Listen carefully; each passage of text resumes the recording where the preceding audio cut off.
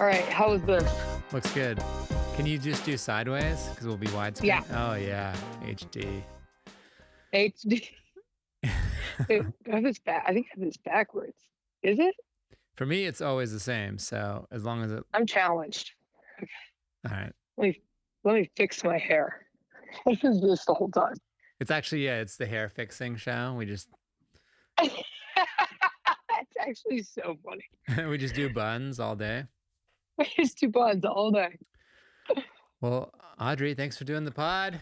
Yes, thanks for having me. Thanks for being alive. Yes, are you kidding me? Thank you for being alive. Do you want to start on that crazy story, or is that something you want to share, or should we just move on? Oh my God. Yeah. Oh, that's why you said that. Yeah. Yeah. Okay. I mean, Yeah, I I would will. thank you regardless. It's how I I start was the like, pod. I was like, You're like, oh my God. I was like, you're so welcome for breathing. Yeah, of course. Yeah, it was actually pretty nuts. It was like I feel like I've told it a million times but I'm gonna tell it again. And Veronica was like, "Can you stop telling it? Like I can't unsay it." I'm like, "I'm sorry." Yeah, But yeah. we were driving. God, we went to Catalina Okay. this past weekend, and we got back into the port from the ferry. Yeah.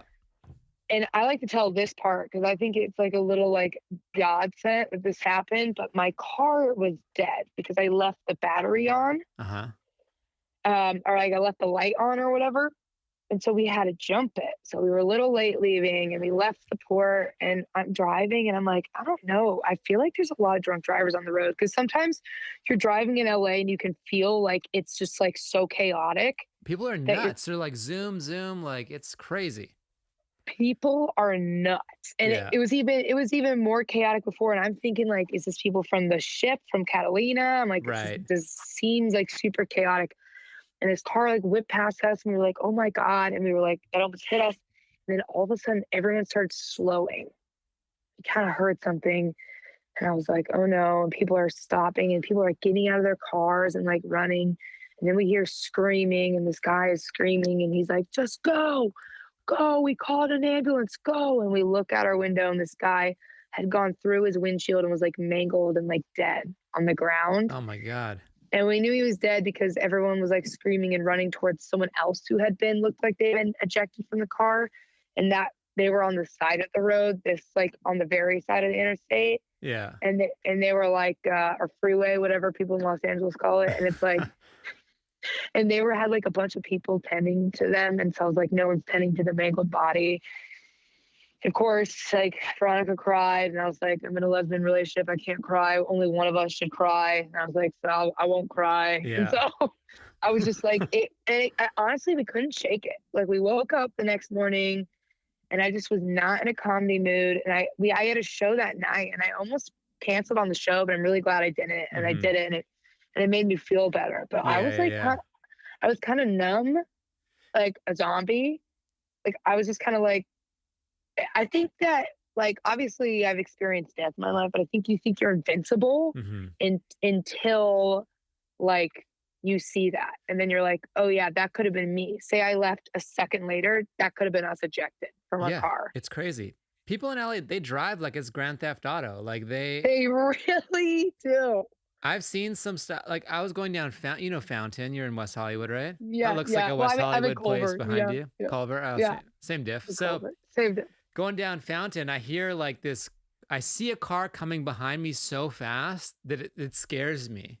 Like the windshield, like I mean, not the rear view mirror. The car is coming so fast. You're like, you get like heart palpitations. It's this Range Rover. It goes around me, curves, flips, hits a Jetta, flips into a pole. And I was like, I've been in LA a year. I'm like, what is happening? This is so crazy. No. No.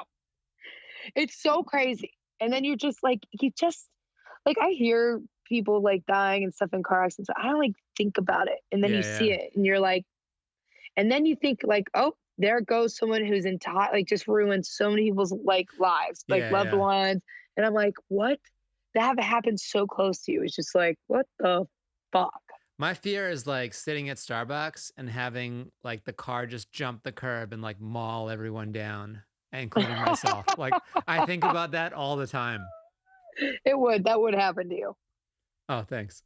If you survived it though, that'd make a hell of a No, podcast. I would Spider-Man it over the hood and save people. It would be a whole thing. But like, I feel like so much trust with people. Like, why do I think you're just not gonna go over the curb? Like, why wouldn't you? Why wouldn't people get hit. So do you have the app? What's it called? I forget. It's like Who got hit? no, it's an incident app, or like, and it Oh, reports Citizen. Citizen. So I have Yeah. that app and I'm about to delete it because it's like man on bike run over 0.3 miles from you. I'm like, Yeah. Jesus. And then I woke up like in the middle of the night not too long ago, and I just decided like a psychopath to get on the Citizen app. Yeah. And it was like, break in 0.5 deadly weapons. I was like, what the fuck? I heard about it. I'm like, nope, not for me. I'm good. I'm not on next No, yeah, you door. don't I want don't it. need to know. I have a ring cam, and that's stressful enough. It's like 18,000 people have died from burglaries around you. Like, thumbs up or thumbs down. You're like, what? What? How is this part of my doorbell? What? The world is a scary movie. And here's the thing. I have watched so many horror films. Like, what's funny about me is like everyone's like, you love watching comedy. It's like, Yeah. no. I love doing comedy. I love watching horror. I love watching like sci-fi. I love watching crime. And I'm just like, and I have literally tainted my brain with it. And there's no going back. I have fully, literally, me and Craig and Brittany Schmidt were driving from a show last Yeah. night, and we were driving, and then the McDonald's thing was like, there was no one inside. And we were like, oh, is it closed? And we drove up to the first drive up window. And I was like, what if we just saw a dead body leaning against that? And they were like, what the fuck? And I was like, I don't know. I don't know. I mean, nothing this year is like, it's just like, okay, cool. Worse air quality, fires, people being ejected. I mean, like, what else? Nothing left. Like zombies, we like, okay, sure, just do it now. Earthquake. There was an earthquake, crazy one, like 3 days ago. Did you feel it? Yeah. And I laughed so hard. I was like, okay. And Veronica was like, literally in a span of two, hurry, get under the desk. Here's my earthquake kit. I was like, what? Earthquake kit. She's earthquake kit. It has like a taser in it. It has I was like, yeah. And she was like, here's another taser. Oh, wait, no, it's a flashlight. I'm like, how many tasers do you own? Interesting. Yeah. But back to like the comedy and like life. Well, I'm glad you got to do a show, even though it was a crazy night. It's always a good idea to do the show, even when you feel like it's not. And it's so funny when you ask other comedians, you're like, I don't know if I want to do this because I saw so-and-so. And they're like, we've seen worse. We're all comedians. I'm like, you're right. Yeah. Or there's like, the other shake it off. There's the other kind of comedian who's like, what time's the spot? I'll do it. Yeah, I'll do it. Yeah. And then Craig, yeah. And it was Craig. Craig's like, I've seen plenty of dead bodies. Like, come on. I'm like, you're right. Yeah. Glad you did it. But I'm so glad I did it. The shows are slowly coming back, and it's just like making me, I can tell like in my energy, and like, I feel like my energy and mood is even lifting further with this kind of stuff coming back. Because it's like, and I don't really listen to what people say anymore because people get really negative. They're like, we should move out of LA.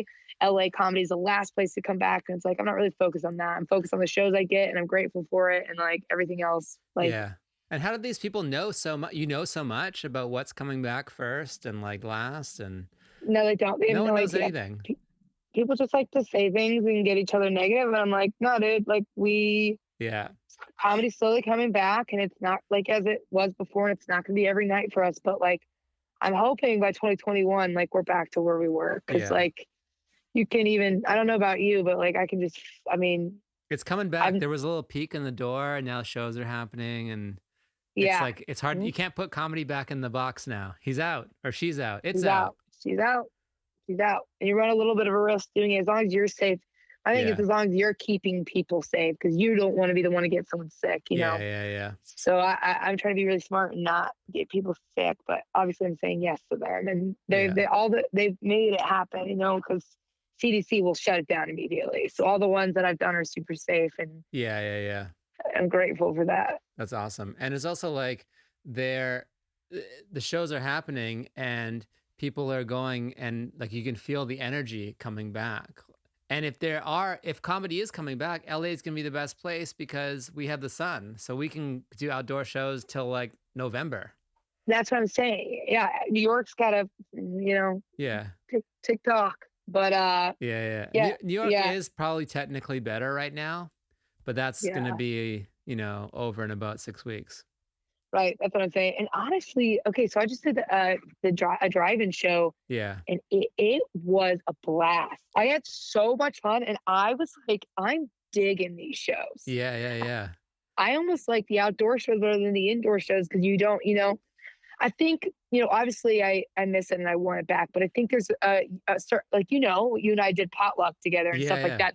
There's a sort of standard and pressure when you're performing at the Laugh Factory, when you're performing at the Comedy Store. Right. But when you're outdoors and you can like breathe and there's no walls that are closing you in, and like people are just like outside enjoying like the air. It's just Yeah. like it's They a got a little different. drink. There's like those lights that are on strings, which make Yeah, everything better. yeah, I feel like I'm willing to take more chances, take more risks. I'm willing to Yeah. pace myself more. I'm willing to just like breathe more on stage. And I'm like, this is awesome. Yeah. That potluck show was super fun. I remember that one because you won something. Like there was something up for grabs and you won, and they brought you on stage, and you're like, oh, $500. they're like, you can have $500 or a spot next week. And it's like drum roll. And you're like, I'm a comedian. I'll take the spot, even though I need the money. Yeah, and And then Ari gave me both. you're like, take the money. And you're like, oh. I know. And that was crazy because I was like $400 short of rent. Oh, nice. And I was like, I have no idea how I'm gonna make it. And then I literally went to the Comedy Store that night and made it. Did you even know they were doing a thing? No, and Ari confused me because I love Ari, and he confused me because he said it was his grandma. So I really thought it was his grandma. His grandma was judging the competition. It turns out it was just some random old woman. Oh, wow.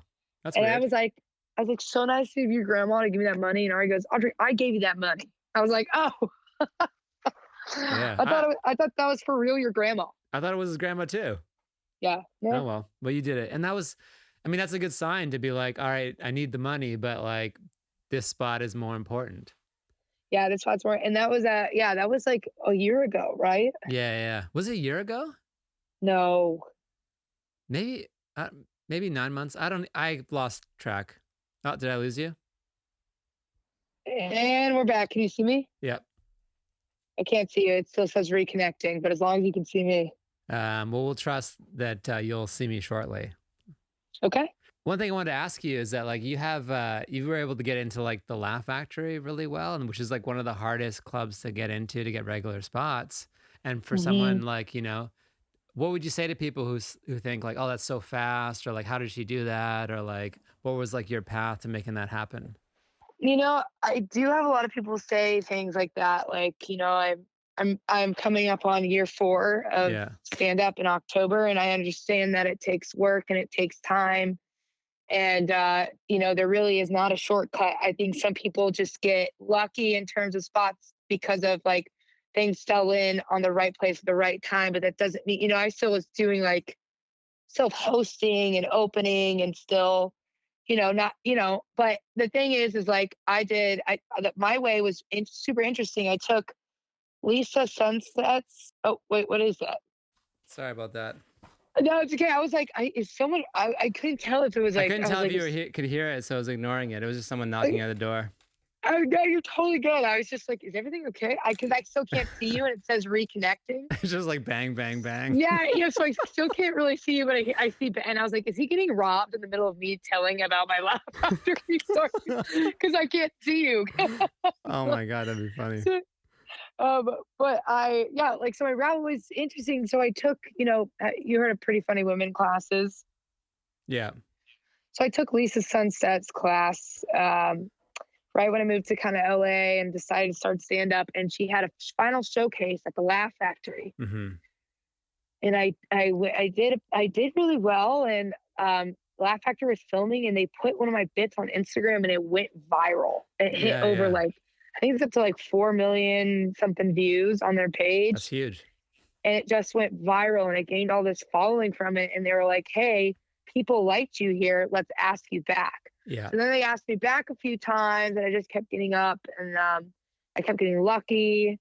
And obviously I don't really know what's going to happen there now. I don't really know, you know, I haven't been doing any of their online shows. They haven't asked me to do any of those, but for the time when it was open, like, yeah, Hmm. I was lucky, and that just was a lucky thing. And I feel like, uh, yeah, I don't know. Their That page was really powerful too. When you got one of their viral clips going, like they have like one of the biggest comedy web presences. they really do. It's so powerful. I've been lucky to been. I've been on there, I think, 4 or 5 times. Oh wow, that's huge.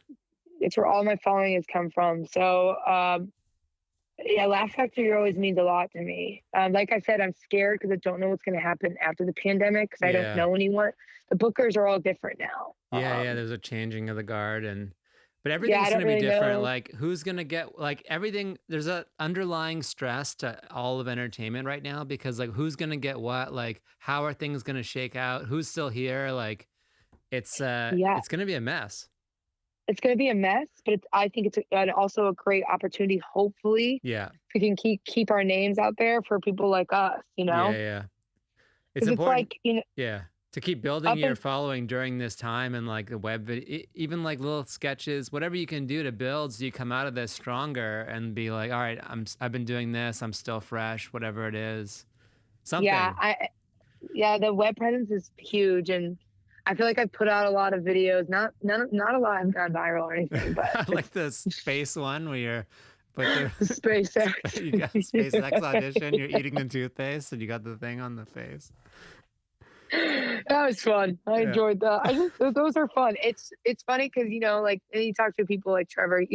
You make videos for a long time, and you have to keep doing it, and eventually one will catch fire, and they'll all catch fire. Yeah. It's kind of like But this it takes a drag net. while. It's like you just keep putting stuff out and this net kind of forms and like search engines find you and people find you, but the net has to be big enough. It can't be like it's not 2008. You can't put up one video and be like, "That's it. It's going to go Yeah, viral." exactly. Yeah, you never know. Trevor's like he's the business model now for many people. Like, are you He's doing the it Trevor? best. Or are you doing Schultz? Trevor is doing Schultz. Yeah, like are you doing podcasts to fame or are you doing skits? Like those are two Yeah, like real things. yeah, Cuz yeah. And it's cool, yeah. And it's also cool that he is the model, and he's like, we've seen him from the start. Like we were in Groundlings together, and I hadn't even done stand up yet. yeah. I was like, oh, I want to do it, and he was like, yeah. And then like we do stand up all the time together now, like 3 years later, and he had a small following. It wasn't even a big following yet. So I saw him from the beginning, and then I saw him pop off before my own eyes. And Yeah. like my favorite thing in comedy is when your friends pop off. Like Yeah, it's that's the the best. most rewarding. Like when you see your friends like doing cool things and on cool podcasts, and like, that's the best. That's the Yeah. best feeling in the entire world, because it's like, they're great examples of like working hard, and it's just inspiring, and it's warm, and it's loving, and like our comedy community is so strong. It's so Mhm. powerful. It's like you can't mess with us. It's a good scene in LA right now. It's beautiful. I Yeah. think I always am like, this is summer camp. And everyone's like, shut up. I'm like, it is. Yeah. Were you able to parlay the Laugh Factory clip into? Did that lead to Bring the Funny or management or both? Yeah. So it did lead to, I got at my agency. I don't know what's going on with them right now, to be honest with you. I think it's a rough time for everyone. I Yeah. don't know agency wise what's happening with me. Management wise, I'm not sure what's happening with me, but it did lead to people that led to opportunities, and lots of opportunities. Like, I was on that prank series. They found me from stand up. Yeah. Bring the Funny, that was a learning experience. I didn't do like the greatest on that show, but like whatever. And it was like, I felt like I got thrown on a national TV too quickly in my career. But, like now I feel way more ready than I did before. And I'd feel like if someone offered it to me tomorrow, I would Mhm. I would be like, yeah, okay, I did that once. Now I know how to do this again. So I'm Yeah. glad I had it. But it's just, stand up just leads to so like writers' rooms. It just has led me to like really cool opportunities. And the most rewarding part of it is like they're self-made opportunities. Yeah. It's all from within. all from within. Like you did that. You went on Yeah. stage, you did the rawest, purest art form, and you got these opportunities versus, oh, I have a family friend and it was word of mouth and that's how I got hired. It's like, Yeah. no. You stood on stage, you said who you were. They liked you Yeah. because of you, and then they hired you. Right. Well, you saw it from And TV. TV is a huge machine. You're just this tiny cog in the story of them, this big business. Like it's not about you. It's yeah, about the show. And then right. to have that complete opposite, all being you, that's why stand-up's one of the most rewarding things you can do. It really is. And it makes you like, also like, I'm excited because I'm putting out, I've been making this vlog, like a stand-up vlog, and Okay. I'm super excited. I'm going to release an episode soon, but it's like kind of my journey of stand-up. And it was like, it's kind of funny because it's like, I don't know if you remember when I like started, if you ever saw my bits when I first started, they were just like, oh, everyone thinks I like girls and I don't like girls. And then it like transformed to maybe I like girls, I can't figure it out. But it's like, I'm going to go for it and see if and it like all like my entire journey of life has like, I've been going through clips and I'm like, oh my God, like where I am now in my relationship and who I am. I've been telling that story and I've been learning who I am on stage the entire time. And it's literally, I've always been honest. I've always been honest. I stood up like from the first time I stood up on stage, I was like, Barry Katz, I did a workshop and he was like, I did my first bits I did in front of him. He's like, that doesn't seem genuine to you. He's like, if you can put in the hours and just tell us who you are, even if you don't know who you are yet, and you express that, it'll be successful. And I had this voice and I was like, here's who I am. Yeah. Here's who people think I am, but here's who maybe I am. And then it was her. I was in pain. Like I was trying to figure out my sexuality and stuff was painful. And then like getting on stage and letting it like rip through me. And then like at the drive-in show, it was the most craziest thing because you have these clappers that light up. And like, and we're on these huge stages. This is Magic at the Asphalt one? Yeah. And it was magical. And Bill Burr was watching me and Fortune Feimster and everyone was watching. And I literally got up on stage and I was going to do the bit of like, I like guys. And I was like, you know what? No. I was like, yeah, I just like came out of the closet this quarantine and everyone went nuts and everyone was flashing their blinkers. And it was like the first time I really said that on stage and it was so emotional and so beautiful. And I was like, I'm just like, you're just so raw and purely yourself. And it is, stand-up can help you like find yourself. It really can. People are like, stand up sometimes is dark and you lose yourself. I'm like, it has been the opposite of me. It has given me people that I'm just like obsessed with and has just given me a platform to like find myself. Yeah. I mean, I would say someone who's seen you, like I've probably seen you for the last 3 years at least. And you've always had a strong voice. And I think that's probably part of your big success. Like, even though you've changed over the last 3 years and discovered more about yourself, I always felt from the first time I saw you, I was like, oh, she knows who she is, and she's like really real on stage. Thanks. I appreciate that. You too. Oh, thanks. Look at us. Look at us. Yeah. I love this little background thing. Is this your yard? Where are you? Yeah, I can't see. It still says reconnecting, so I still have no idea. Should I call you back? Is it getting weird? Yeah. Okay, let me call you back. Call me back. Okay. There? Yay. Okay, I can see you now. Okay, good. Before, that's why I was concerned about the banging. I was like, he is getting murdered. Yeah. That's a good Groundlings taught you well. I'm gonna plow yes and this black screen. Yes, and he's getting murdered, and I will still tell my story. Yeah. This is our backyard. This is my pool. Yeah. This is it. You got your cornhole. This is the best part. The sunglasses rack. Oh, what? You steal the whole thing from 7-Eleven? No, Tommy got it from some website off of like a UCLA volleyball team or something. Oh my God. Yeah. So if you ever come over, you pick your shades. And be honest, how many people have told you to do a comedy show in the backyard? Everyone, but we don't want to be the first show that like gives everyone corona or something crazy. Right. And like I feel like we're very social like people. And it's like, I don't want like us to only invite a certain amount to the show and then other people show up and then the neighbors call the cops and then we get in trouble. And like, so it's like, there's too many, but I do want to start a show. I'm trying to like look into venues that I can make it super, super safe. But Yeah. It's yeah. possible. I mean, we know some people have done a few that like in pickup trucks and stuff, and they're pretty safe. Yeah, see, that's fun. A pickup truck would be honestly on top of my car. Yeah, I you, want to see you can stand a on great, top of the roof. yeah, a graveyard would be fun. I keep thinking I want to do that. Oh, like Hollywood movie theater, but like I know. Uh-huh. that would be So I might, dope. How come that's I know. wow, you need to get on that. That is I, perfect. I think I'm gonna try to call them and be like, yo, Because you can Hollywood for, they might even still have a screen. yeah, that'd be sick. And then we could project the comedian on the screen Right. too. Yeah, that'd be so, if we teamed up with them on an event, Yeah.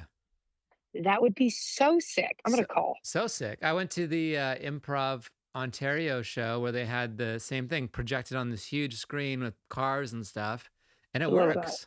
Like It worked. you get and people are in their trucks and they're eating and barbecuing and watching the show. It's wild. That's so fun. Yeah. Do you miss running a show?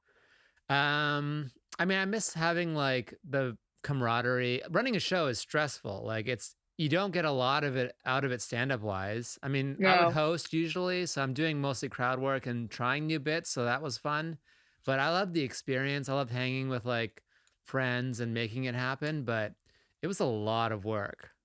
Yeah, it's a lot. It is a lot of work. Like it was like going to Costco to get snacks, to like making flyers, to like booking and changing and like how stressful is the booking? The booking is so like everyone wants a spot, and then you yeah. have friends, and you want to please people.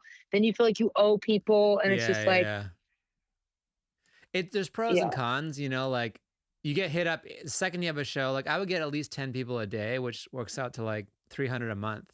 It's a lot of people asking, you know, like, and what you only have, it was a week, twice a month show. So you have 10 to 12 spots a month, right? So that's 78 people who aren't getting spots. Right. And then you got to be like, there's calculations, like who's going to draw, right? And then you want to balance it between like different types of comedians, a good order. Like you don't want to have just all guys or all straight white guys. You got to have a good balance of everyone.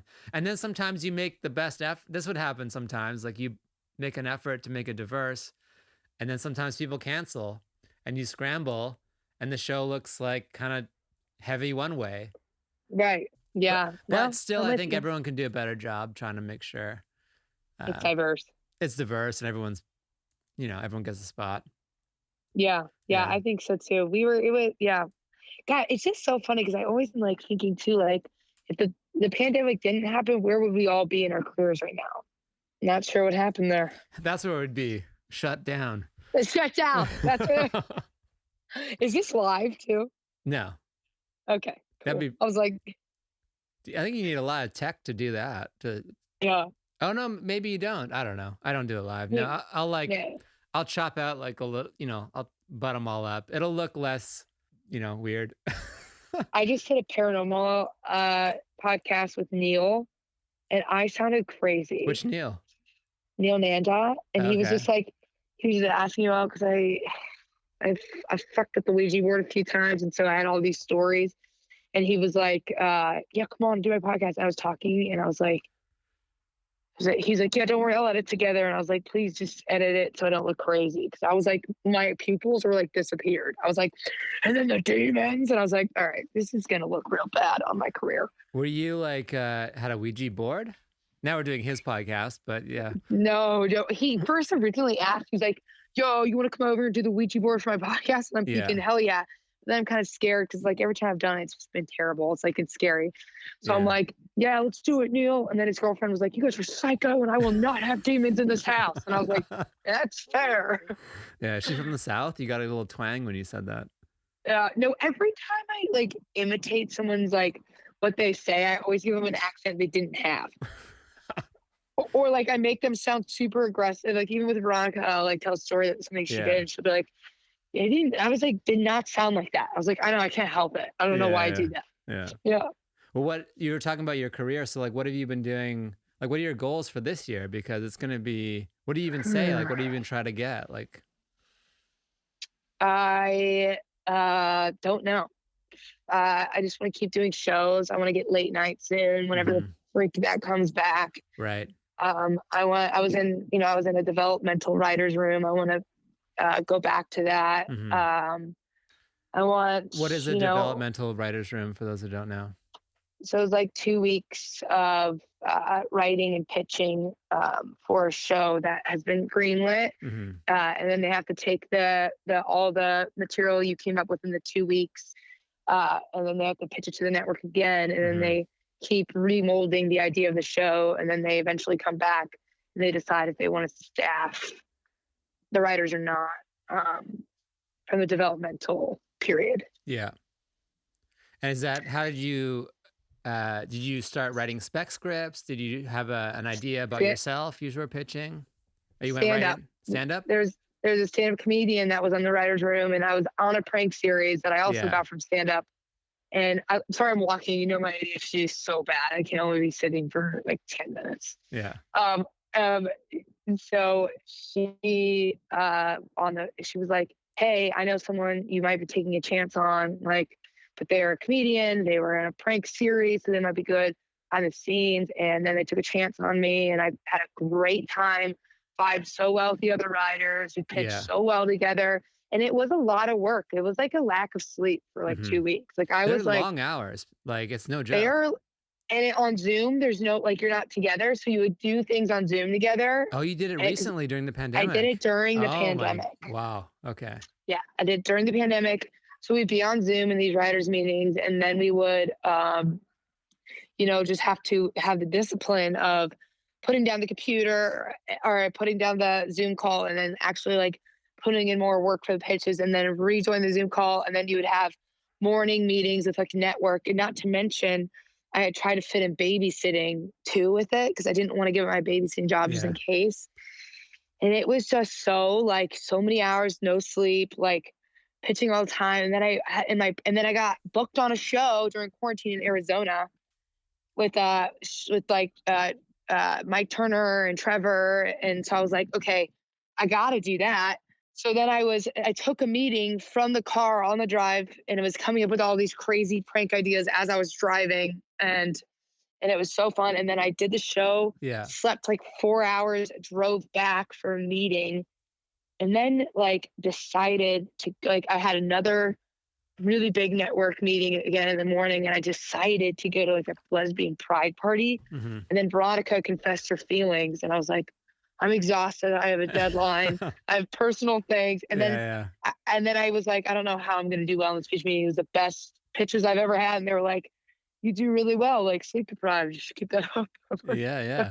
Well, I mean, like, that's how hard you're working is how hard it takes to get these things done. Cause like you can't control when the opportunities come in. If they all come in Tuesday, you do them all Tuesday. Like that's what happens. I know. And that's what's so funny with her career is like, you feel like nothing's happening, and then everything happens at once. And you're like, holy cow. Yeah.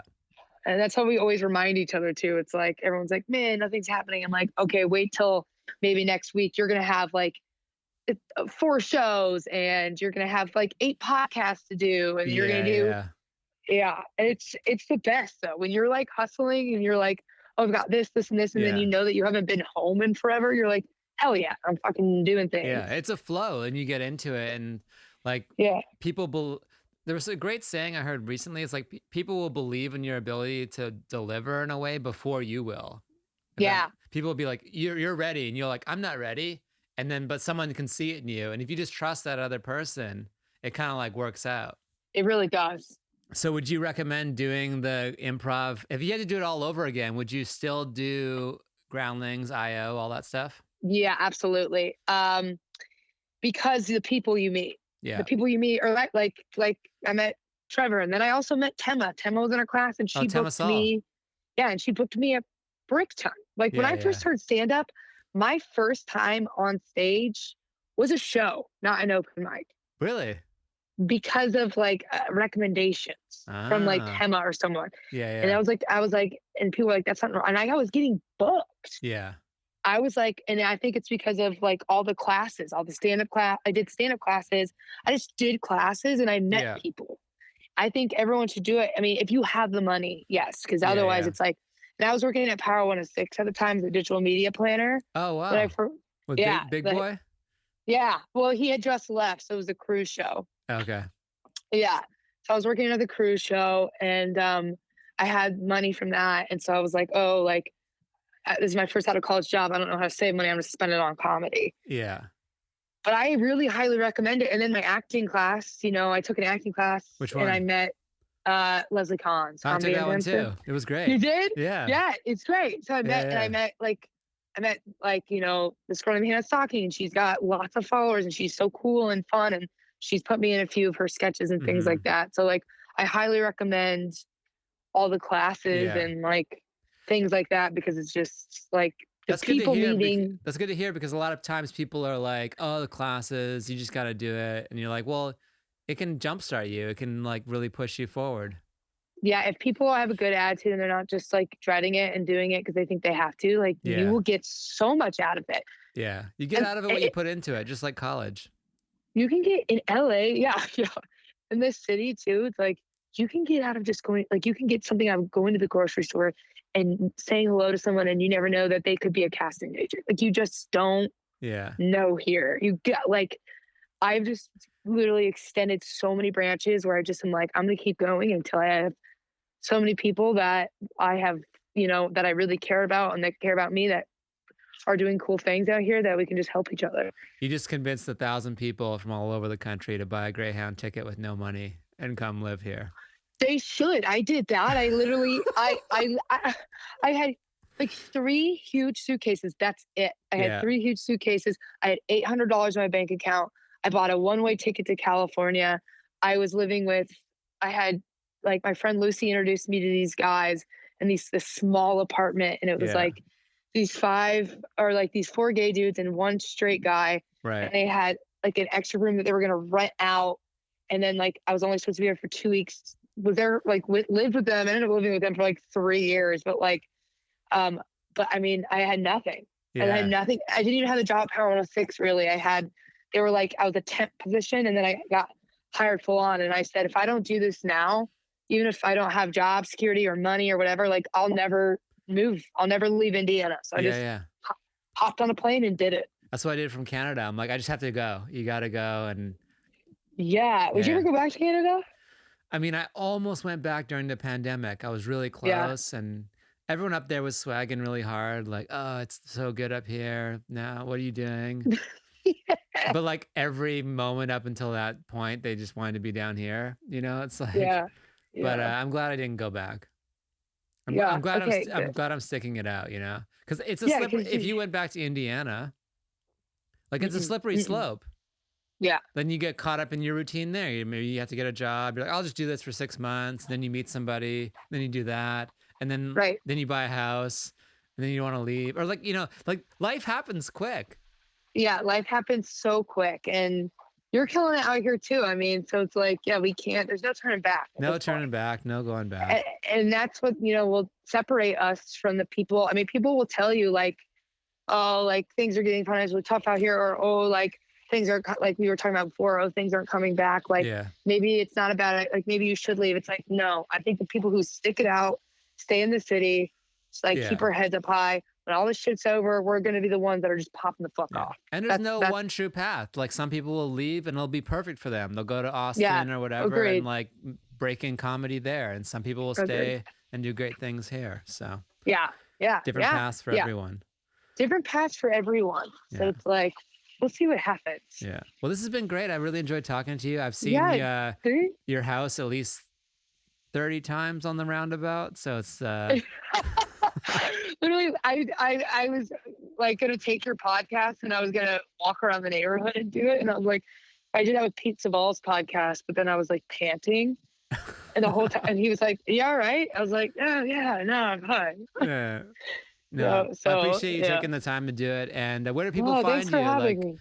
your socials, your grams? Yes, you can follow me on Audrey Stew is Art on Instagram. Yeah. And my website is www.audreymstewart.com. Yeah. And you can find me floating in this pool. I love it. I did. I do a little bit of research, just so I have like some stuff on the pod. And we were talking about like your obsession with dark movies and death. The first thing that came up when I Googled you. Do you want to know what it is? Oh my God, what is it? Audrey Stewart's obituary. One time a Ouija board told me I was going to die on July 7th. So. But it was Audrey P. Stewart. Good thing that my middle name is Marie and not P. Right. It's pretty close. Could you imagine if you Googled that and then you just found out that I just had like 5 minutes before a podcast and that's how you found out? I mean, this whole week has been crazy. I'm so glad you didn't get ejected from your own car, and you guys are better. Midwest people, they can drive. Midwest people can drive. Yeah. Well, no, they're more. No. If you get them at a good time. Okay. Yeah. Well, they can't park because they're used to big spaces. But right. They know how to like operate a freeway. They can stay in their lane. Yeah. So, but thanks again. Yeah. No, thanks for having me, and I'm glad we could make the podcast work today since I couldn't do it because I was mortified yesterday. I hope to see you in person soon. Yeah, in person hang soon. Yeah. Hopefully we'll overlap at a show or something as well. Yeah, and people are working on me to bring one back, so it's gonna happen soon. So we'll get you on that too. Fuck yeah. And if I can call Hollywood Cemetery and that works, obviously I'll get you on that. Oh, look at this. But I don't even know how it would work. It's such a good idea. Like, just partner up with someone who loves producing. It's true. Like you. We'll partner up. All right. I hate it. All right. Take care. Bye. Bye.